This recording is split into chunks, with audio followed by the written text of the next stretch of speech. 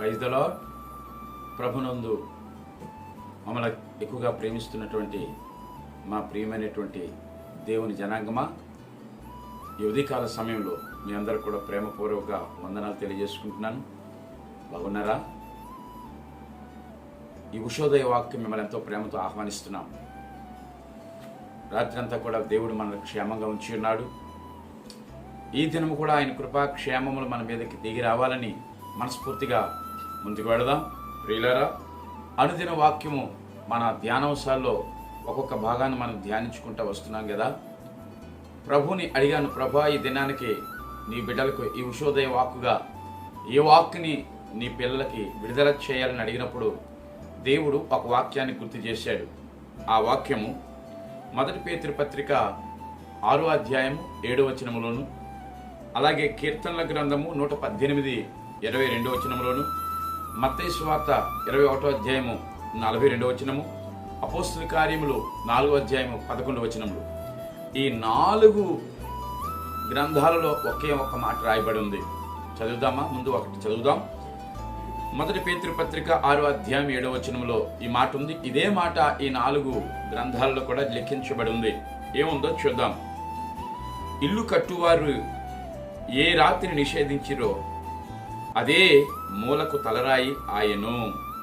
అంటే ఈ మాటకు అర్థం ఏంటంటే, తృణీకరించబడిన రాయి, ఆ ఇల్లు కడుతుండగా తృణీకరించబడిన రాయి అంట, మరి అదే ఒక మూలకి తలరాయిగా మార్చబడినని లేఖనం సెలవిస్తోంది. అనగా కొంతమంది మేస్త్రీలు ఇల్లు కడతా ఉన్నారు. ఆ ఇల్లు కట్టేటప్పుడు ఒక పెద్ద బండ లాంటిది తగిలింది. దానికి ఒక షేప్ లేదు. ఇది గోడకి బాగోలేదని దాన్ని పక్కకి నెట్టేసేసారు. ఎందుకు పనికిరాదని పక్కకి నెట్టేశారు, బండలాగా ఉందని. కానీ ఈ గోడ ఇటు నుంచి వెళ్ళింది, ఆ గోడ అటు నుంచి వచ్చింది. ఈ గోడ ఎల్ షేప్ అనుకోండి. నిలువు గోడ వెళ్ళింది, అడ్డు గోడ వెళ్ళింది. ఈ రెండిట్లకి కలిపి జంక్షన్ ఉండదు చూసారా, దాన్ని మూల అంటారు కదా. అక్కడికి చిన్న చిన్న రాళ్ళు పనికిరావు, పెద్ద రాయే ఉండాలి. వెంటనే ఈ మేస్త్రి ఎవరైతే ఇల్లు కడుతున్నాడో ఆ మేస్త్రికి ఒక ఆలోచన వచ్చింది. ఏమైనా ఆలోచన వచ్చిందంటే, ఇదిగో ఇందాక మనం ఒక రాయిని తృణీకరించాం, త్రోసివేశాం, పక్కన పెట్టేశాం. ఇప్పుడు ఆ రాయే ఇక్కడ షూట్ అవుతుందని ఆ తృణీకరించబడిన రాయిని ఆ మేస్త్రి ఏ విధంగా అయితే తీసుకుని వచ్చి 2 గోడలు కలిసే ఆ మూలను పెట్టి అది జాగ్రత్తగా ఆ ఒక తలరాయిగా చేసుకుని దాన్ని బేస్ చేసుకుని ఆ ఇంటి గోడని కట్టినట్లుగా, ఆ పునాది కట్టినట్లుగా, ప్రియులారా, ఈ ఉదయకాల సమయంలో దేవుడు, తమ్ముడా చెల్లమ్మ, నీతో మాట్లాడుతున్న మాట ఏంటంటే, ఆ రాయిని ఎలాగైతే ఒక ప్రక్కన పెట్టారో తగిన సమయం వచ్చినప్పుడు ఆ రాయిని ఆ మేస్త్రి ఎలా ఉపయోగించుకున్నారో, నీ బ్రతుకులో నా బ్రతుకులో కొంతమంది నిన్ను ఒక ప్రక్కన పెట్టేశారు, తృణీకరించేశారు, నిషేధించారు, తూలనాడుతున్నారు. అయినా నువ్వు భయపడవసరం లేదని దేవుడితో మాట్లాడుతున్నాడు. తృణీకరించబడిన రాయిని తలకట మంచి రాయిగా తయారు చేస్తానంటున్నాడు. అనగా ఆ రాయిని ఏం చేస్తారంటే ఒక మూలకి ఒక పెద్ద తలరాయిగా పెడతానని దేవుడే మాట్లాడుతూ ఉన్నాడు. ఇలాంటి సందర్భం బైబిల్లో ఇంకెక్కడైనా జరిగిందా? అవును, జరిగిందనే చెప్పాలి. న్యాయాధిపతుల గ్రంథంలోకి వెళ్తే 11వ అధ్యాయంలో ఒక ద గ్రేట్ హీరో ఉంటాడు. 1వ వచనంలో ఉంటాడు. ఎవరు ఆ వ్యక్తి అంటే యెఫ్తా. యెఫ్తా అనే ఈ వ్యక్తికి ఆ మాటకి అర్థం ఏంటంటే తెరచువాడు అని అర్థం. యెఫ్తా అనే మాటకి అర్థం తెరచువాడు. యెఫ్తా ఎవరి కుమారుడు అంటే గిలాదు యొక్క కుమారుడు. ఆ గిలాదు యొక్క కుమారుడు కనుక పెరుగుతూ ఎదుగుతూ ఉన్నాడు. చాలా పరాక్రమవంతుడు యెఫ్తా, గిలాదు యొక్క కుమారుడు. వయసు పెరుగుతుంది. పెరుగుతున్న క్రమంలో కొంచెం పెద్దవాడయ్యాడు, ఊహ తెలుసుకున్నాడు, కొద్ది యవ్వనంలోకి అడుగు పెట్టాడు. కానీ ఆ యెఫ్తా కంటే పెద్ద కుమారులు ఉన్నారు. గిలాదుకు పుట్టిన వాళ్ళు యెఫ్తా కంటే పెద్ద కుమారులు. వాళ్ళు ఏం చేస్తున్నారంటే ఒక మాట అంటున్నారు, ఇదిగో నీ తల్లి ఒక ఉంపుడు గత్తి, నీ తల్లి ఒక ఉంపుడు గత్తి. అంటే ఉంపుడు గత్తి కుమారుడా అని హేళన చేస్తున్నారు. ఎవరిని హేళన చేస్తున్నారు? సొంత తమ్ముడిని. తల్లులు వేరు కానీ తండ్రి ఒకరే. ఎవరు? గిలాదు ఒకడే. గిలాదు సొంత భార్యలకు పుట్టిన వాళ్ళు ముందు అన్నదమ్ములు. కానీ ఆ చిన్న భార్య అంటే ఉంపుడు గత్తికి పుట్టినవారు ఎవరంటే యెఫ్తా. తండ్రి ఒకడే కదా, ఈయన సోదరుడే కదా. ఆ భావన లేకుండా ఇష్టానుసారంగా తోలనాడారు.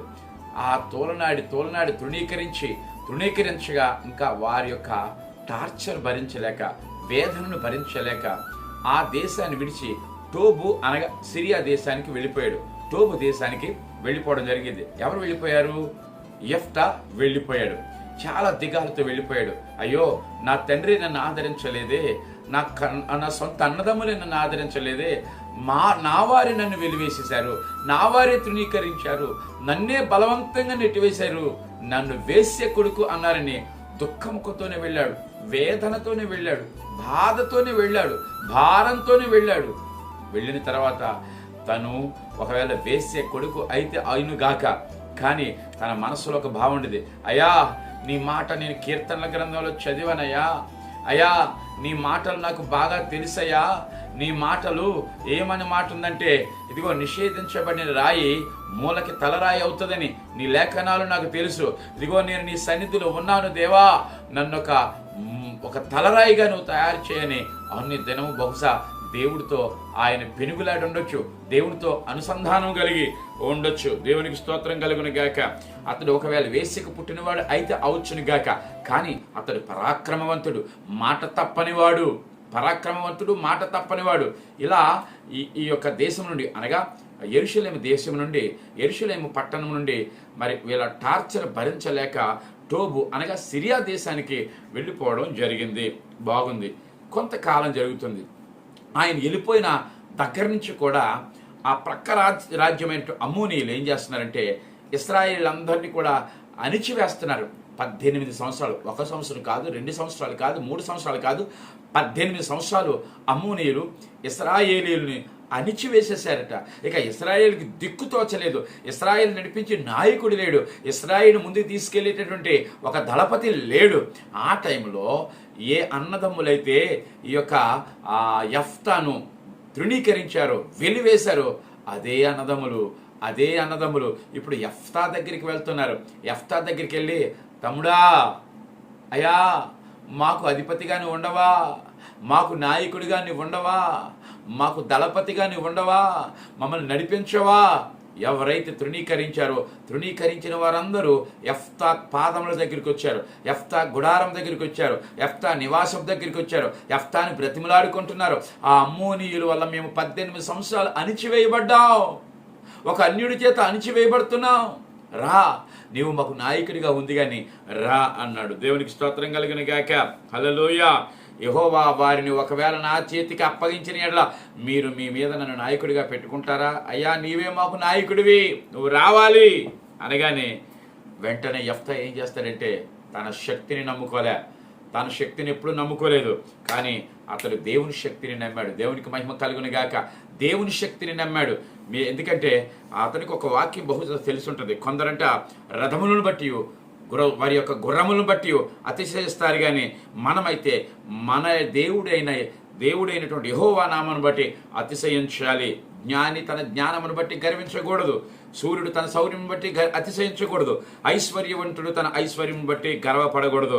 భూమి మీద కృప చూపుచు నీతి న్యాయములు జరుగుచున్న యెహోవాను బట్టి మాత్రమే ఏ మనుషుడైనా అతిశయించాలి. నీకున్న తలాంతుని బట్టి నువ్వు అతిశయించావా, అక్కడే పడిపోతావు. నీకేమీ లేదు, ఒక దేవుణ్ణి బట్టే నువ్వు అతిశయించినప్పుడు దేవుని సహాయం నీకు సమృద్ధిగా దొరుకుతుంది. దేవునికి స్తోత్రం కలుగును గాక.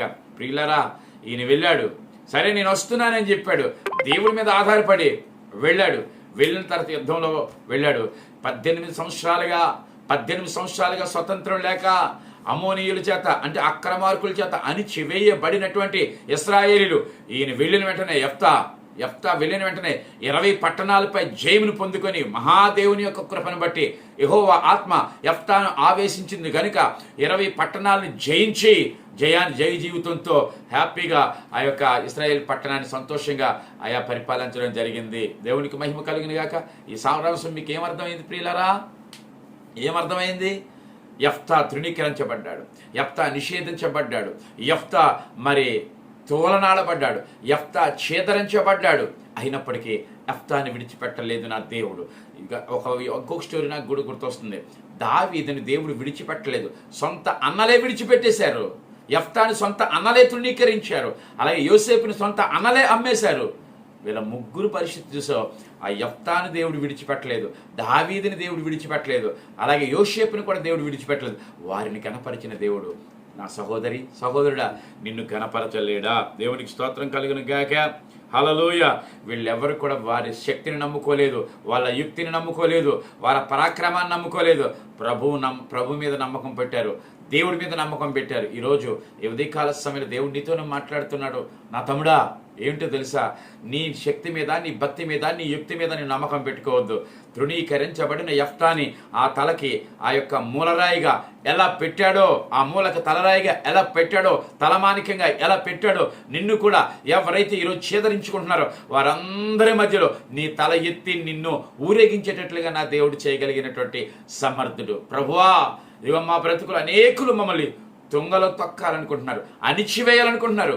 కానీ నీ కృప యెఫ్తా మీద, నీ కృప యోసేపు మీద, నీ కృప దావీదు మీద, నీ కృప అయా అనేకమైన భక్తుల మీద ఉండేటట్లుగా ఆ కృప మా మీద ఉంచి మా తలను కూడా ఎత్తేటట్లుగా కృప చూపించమని మనం ప్రార్థన చేద్దామా? నిషేధించబడిన నీవు, తృణీకరించబడిన నీవు, ద్వేషించబడిన నీవు, దూషించబడినటువంటి నీవు, త్రోసివేయబడినటువంటి నీవు, తిరస్కారం పొందిన నీవు, ఇది మొదలుకొని దేవుడు నిన్ను ఒక తలగా చేస్తాడు, త్వాగ్గా ఉంచాడు. అట్టి కృపా భాగ్యం చేత ప్రభు నిన్ను నన్ను హెచ్చించునుగాక. ఆమేన్. తల ఉంచండి, ప్రార్థన చేసుకుందాం. కృపా సత్య సంపూర్ణుడైన మా పరలోకపు ప్రియ తండ్రి, నీ పరిశుద్ధ ఘనమైన నామమునికి వందనాలయ్యా. ఈ ఉషోదయ వాక్కి నీ బిడ్డలు నాయన ఎంతో అయా ప్రభా ప్రేమతో వచ్చి ఉన్నారు. వారు ప్రేమతో ఈ వాక్కుని వింటున్నారు అయా. అనేకుల చేత వీరు తోలనాడబడ్డారయ్యా, తృణీకరించబడ్డారయ్యా, వెలివేయబడ్డారు. అయితే నువ్వు యెఫ్తా జీవితాన్ని బట్టి మాకు అర్థం చేశావు. యెఫ్తా వేశ్య కుమారుడైనప్పటికీ పరాక్రమవంతుడిగా నిలబెట్టావు. ఎందుకంటే నీ మీద పూర్తిగా ఆధారపడ్డాడు, తన సొంత శక్తిని నమ్ముకోలేదు. ప్రభువా, మేము కూడా మీ శక్తి మీద ఆధారపడుతున్నాము తండ్రి. మమ్మల్ని తృణీకరించిన వారందరినీ కూడా తిరిగి మా దగ్గరికి వచ్చేటట్టుగా సహాయం చేయండి. మమ్మల్ని ప్రభా తలగా చేయమని నీ కృపా క్షేమములు దావీదు, యోసేపు, యెఫ్తాల మీద ఉన్నట్లుగా మా మీద కొరించి నడిపించుమని, ఉదయకాల సమయంలో ప్రతి కుటుంబాన్ని మీ సమృద్ధైన ఆశీర్వాదం చేత నింపి నడిపించుకోమని, ఘనత మహిమ ప్రభావాలు మీకే ఆరోపిస్తూ యేసయ్య శ్రేష్టమైన నామమున స్తుతించి ప్రార్థించి పొందుకొని నాము పరలోకపు ప్రియ తండ్రి. ఆమేన్. ఇప్పుడు మన పరమ తండ్రి అయిన దేవుని యొక్క ప్రేమయు, కుమారుడైన యేసు క్రీస్తు వారి యొక్క కృపయు, పరిశుద్ధాత్మని యొక్క అన్యోన్య సహవాసము సమాధానమును సదాకాలము తోడైడి నడిపించునిగాక. ఆమేన్, ఆమేన్, ఆమేన్. మే గాడ్ బ్లెస్ యూ పిల్లలారా. మరి మర్చిపోకండి, ప్రతి ఒక్కరు కూడా ఇది విన్న తర్వాత లైక్ చేయండి, వీలైతే అనేకులకు షేర్ చేయండి. ఎందుకంటే ఈ వాక్కు ద్వారా ఎన్ని జీవితాలు మరి బలపరచబడతాయో మర్చిపోకుండా ప్రతి ఒక్కరూ కూడా ఈ ఉదయకాల సమయంలో మరి ప్రతి ఒక్కరు ఉషోదయ వాక్యే మీ స్నేహితులు కూడా ఆహ్వానించండి. ఒకవేళ ఎంతవరకు సబ్స్క్రైబ్ చేసుకోకపోతే ఇప్పుడే సబ్స్క్రైబ్ చేయండి, అనేకులు ఆశీర్వాదకరంగా మార్చండి. May God bless you. Praise the lord.